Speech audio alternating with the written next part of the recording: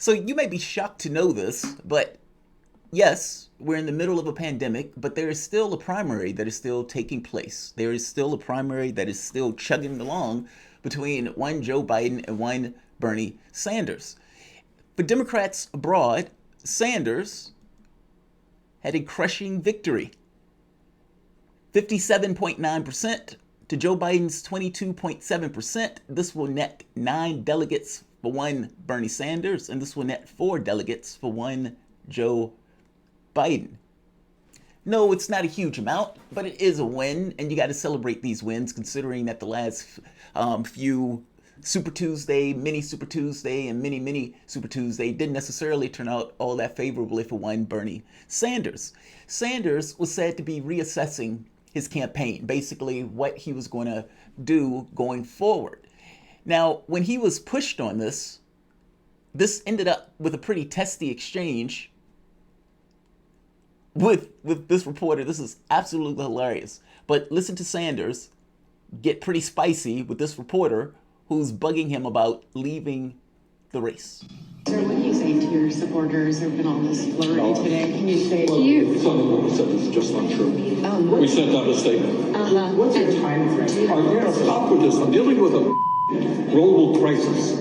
You know, we're dealing with it, and you're asking me these questions. Right? You're running for president, so... Well, right now I'm running... Right now I'm trying to do my best to make sure that we don't have an economic meltdown and that people don't die. Is that enough for you? To keep me busy for tonight? I'm dealing with a fucking global crisis, man. Get off my ass. Get off my ass. I love that. I love that. Because he is somewhat dealing with a global crisis. The coronavirus has, for the most part, swept up the entirety of the campaign. And all of the focus has been on that to the exclusion of pretty much everything else. Sanders had turned his list in order to raise money for the various causes that the COVID-19 essentially have created, or the difficulties sort of trying to deal with some of the difficulties created. He's been having these fireside chats. He's been going out, addressing the public continuously, showing actual leadership on this particular issue. But we were still at this kind of crossroads about determining what Sanders was going to do going forward. Well, we now know. So the New York Times is coming out making the point that Sanders will be staying in the race. Bernie Sanders plans to participate in the next debate. Now, this basically, his campaign comes out and makes the point. This is right here. Mike Koska, a top campaign official. Bernie Sanders is still running for president. If there's a debate in April, he plans to be there. Now, the Democratic Party hasn't necessarily made those connections yet in regards to the debate. They haven't necessarily lined up the partners, who's going to hold it, none of that stuff. But this is the first and clearest sign, at least over the course of maybe a week or so, that Sanders is remaining in this race and he's still continuing to compete. And I say he should. This is actually amazing news. Some people were making the argument that Sanders should leave the race. Nonsense. Sanders is staying in this race. Sanders should stay in this race. He has a lot of people supporting him in this race. And let's just be very clear on who his opposition is. 1, Joe Biden. I want to talk about that for a moment. I'm not going to keep this video long, but we do need to be very clear on who Sanders' opposition is and the comparisons between these two in regards to what has been taking place in the way that they've handled themselves within the context of a crisis. Welcome to the Late Night Soapbox.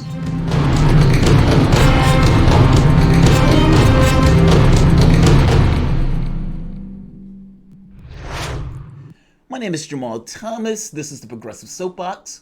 When real men can't sleep, real men do the news. So here I am doing the news. There are several stories that I want to do for tonight. And so I'm going to try to get in one or two. So these probably aren't going to necessarily be long. But I wanted to get these in before heading into tomorrow. Look, Sanders is staying in the race. Good. Sanders should stay into the race. Between the two people, or between the people who are currently dealing with the coronavirus, you have a president who's been attacking journalists left and right, and not just attacking journalists left and right, has absolutely botched the response for this issue.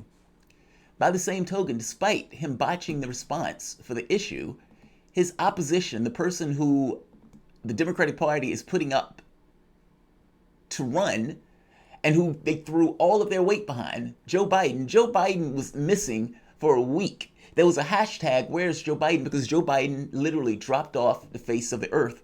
When Joe Biden finally showed himself, he put out this rambling mess of an ad where when the teleprompter went down, Joe Biden was a deer in the headlights, absolutely and entirely, completely lost. Activate the reserve corps of doctors and nurses and beef up the number of responders dealing with these crush of cases. And in addition to that, we have to make sure that we are in a position to activate the reserve. Yes, that's him not being able to ad-lib and running into difficulties trying to tell the people to move it along, move it along, move it along. You think that got better? No, that didn't get better. That got worse. Apparently, the where is Joe Biden thing started to, I guess, ring in a few people's ears, and they thought, well, we got to get Joe Biden out there. We got to get Joe Biden out there. Problem. The entire reason that you were hiding Joe Biden was because you realized you had a problem with getting Joe Biden actually out there. Meaning, it is better for them to ask, where's Joe Biden, than for Joe Biden to actually be there saying stuff like this. If I'm not mistaken, this was today. Never, never, never fail to respond to a crisis as a people. And I tell you what, I'm so darn proud. And those poor people who have lost, anyway.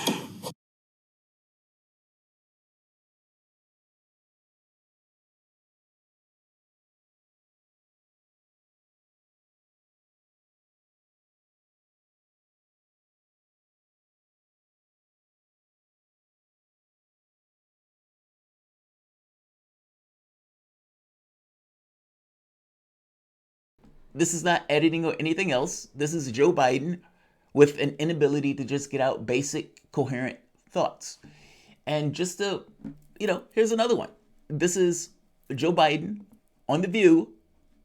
Again, the person who the Democratic Party is putting their weight behind is saying stuff like this. In Hot Topics, we talked about Trump saying the government would reassess the recommended period for keeping businesses shut and people at home.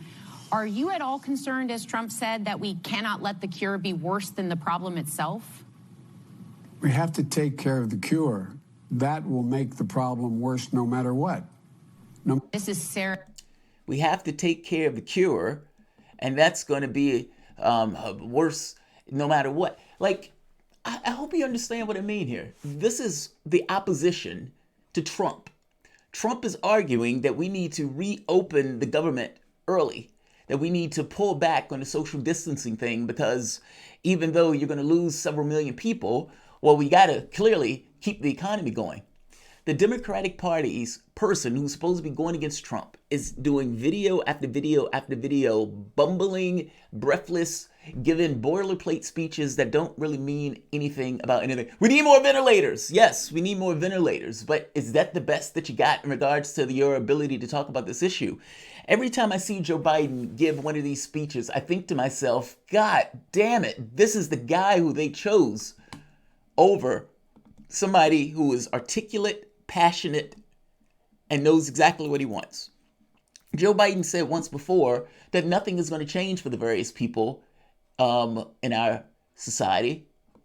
And right here, Joe Biden business allies are pushing Kamala Harris and Amy Klobuchar as his vice presidential picks. Why wouldn't they? Why wouldn't they? They got what they wanted. And to show you how weak and feckless Joe Biden and the Democratic Party has been in trying to pursue this issue, Donald Trump has botched this. Let's be very clear. Millions of people will potentially die as a result of the decisions and the failures of Donald Trump's administration. And yet, he was able to get publicity to effectively go around the Democratic Party.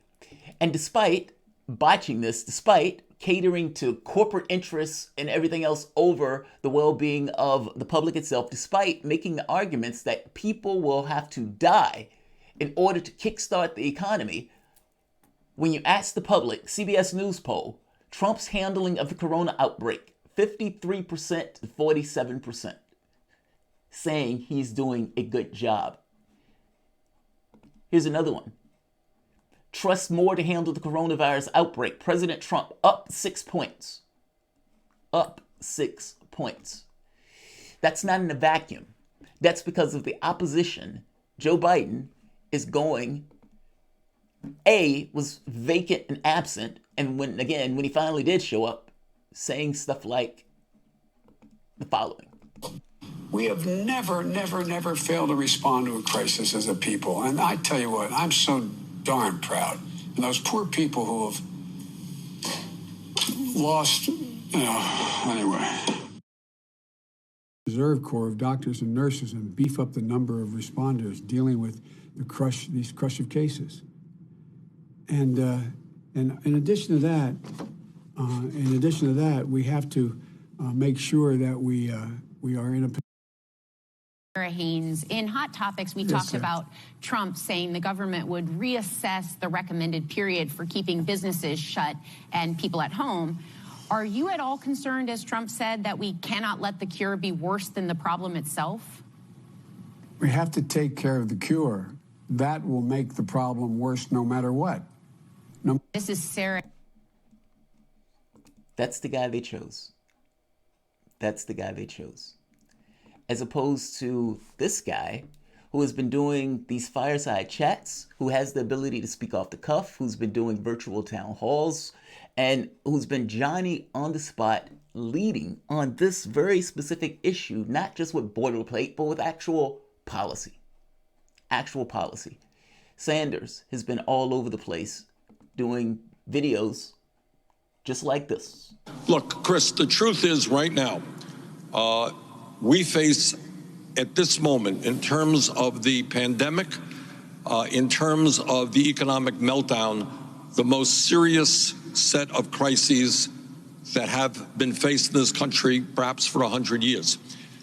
And our job right now is to think big, is to act in an unprecedented way, both in terms of healthcare and in terms of the economy. And it is going to cost a lot of money, but not spending that money now will make a bad situation even worse. Because as you know, there are some people out there talking about by the end of June, unemployment being 20, 25, 30%.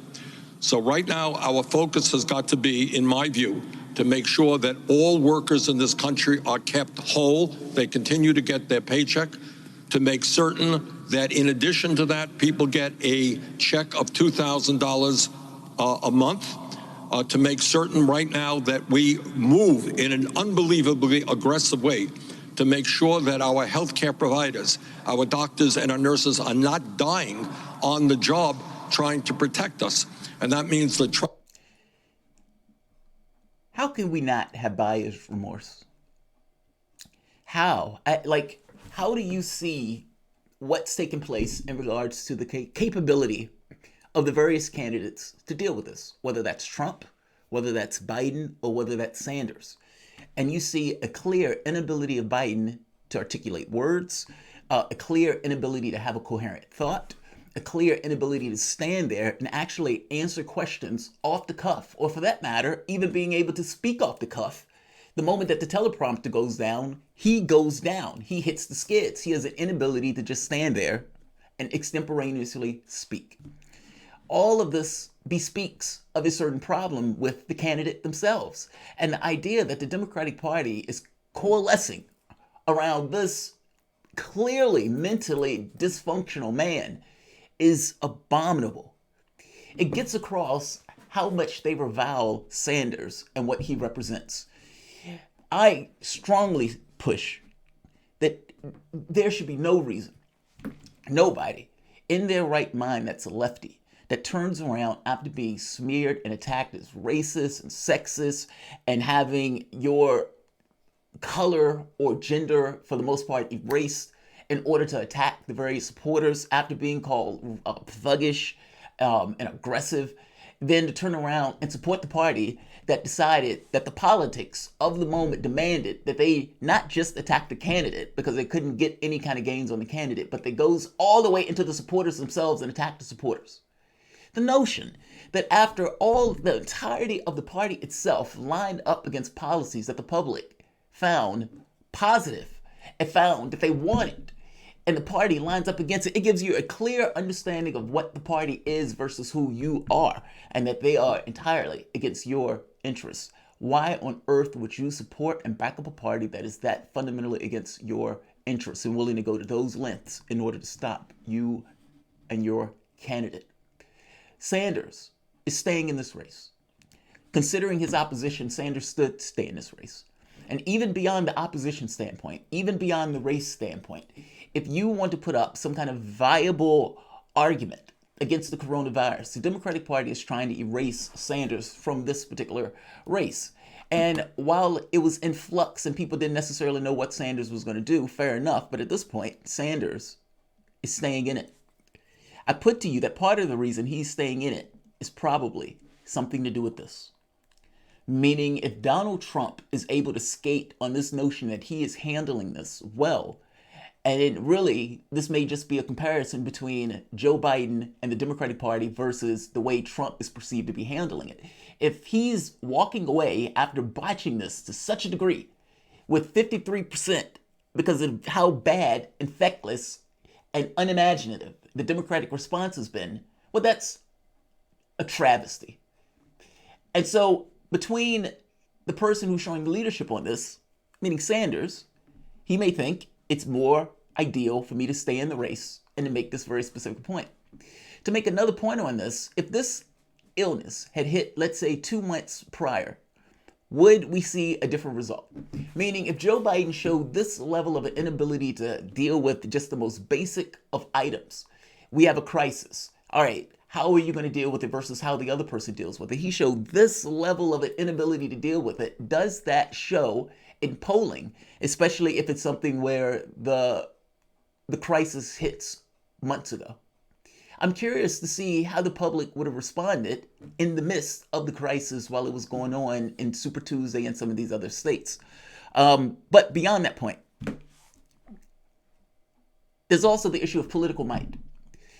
If Sanders wants to get any of his objectives accomplished, and I don't know what those objectives would be, he needs to be able to use his supporters as almost a leverage.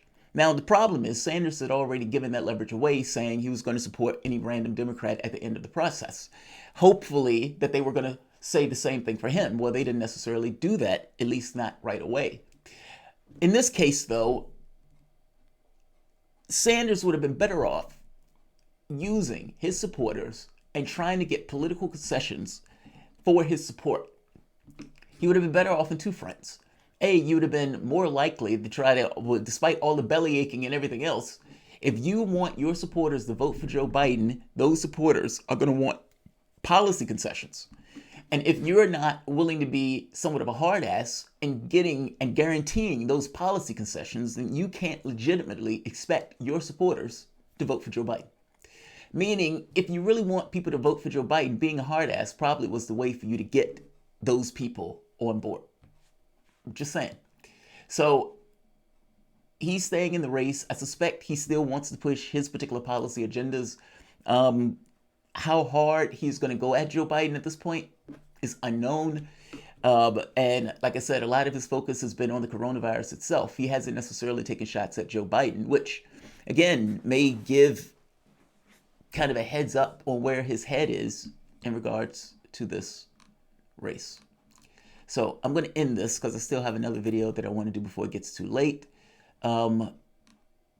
Like, share, subscribe. And, you guys have heard me bellyache over Sanders and weakness and, going back for several years now. And it kills me to watch this. Like, it kills me on a few points. You have one person who is absolutely competent in explaining what he wants to accomplish.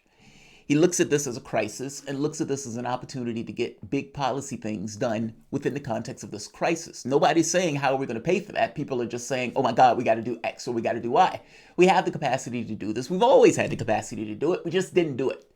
And so now one candidate is saying, yes, let's marshal our energies into getting stuff done. He's articulate. He can make his point. He's coherent. He can stand there for 3 hours and make a case. You can catch him falling out of bed and he can still stand there and do a town hall and be coherent and win the day. The other guy, after giving a week to rest, can't get out a 14-minute message without fucking it up. If you're a Sanders supporter, you look at that and you know the public says, yes, we think he's more honest. Yes, we think he cares about us more. Yes, we agree with his policy on climate change more. Yes, we agree with his policy on expanding Social Security. Yes, we agree with his policy on Medicare for all, even in places that disagreed with him, but where he lost like 20, 30 points. You won the argument.